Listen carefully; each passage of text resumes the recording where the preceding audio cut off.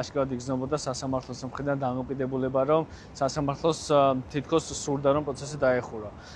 ყველა გაღიმებაზე, ყველა ოდნავ ხმაურზე მოსამართლეს ჰქონდა მუდმივად არა მითითება, არამედ რაღაც მუქარასავით, რომ პროცესს ახლა დავხურავ.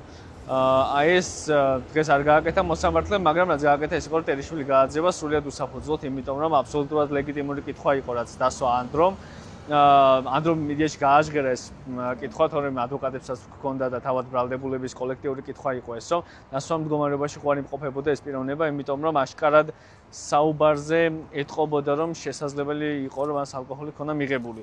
ამაზე განაცხადა მოწმე, რომ არ უპასუხებდა, რაც ცალსაღად არ შეიძლება კითხვა, ოდესაც ისმის და დაისმება, ასეთ შემთხვევაში თუ განვიდებული არ არის ეს კითხვა, უნდა უპასუხო.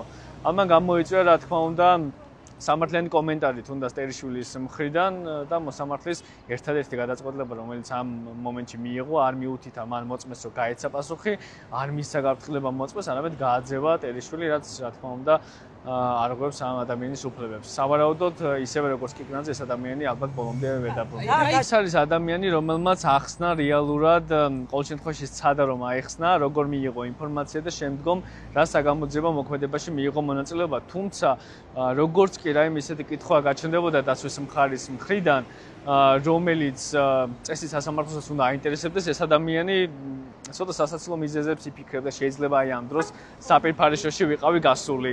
აი ეს მომენტი კარგად არ მახსოვს. მე ვენდე რომ გადმოწერა ეს ვიდეოები.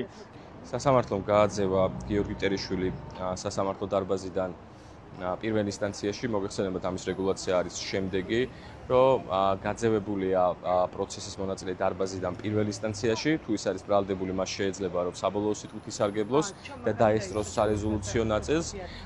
თუმცა ჩვენ გვაქვს საშუალება, რომ ერთი გავასაჩივროთ სააპელაციო სასამართლოში აღნიშნული განჩინება გადაწყვეტილებასთან ერთად და მეორე ეს არის, რომ ხელახლა მივმართოთ სასამართლოს შუამდგომლობით, რომ ახალი გარემოება გამოვლინდა და დაბრუნების შესაძლებლობა მივცეთ.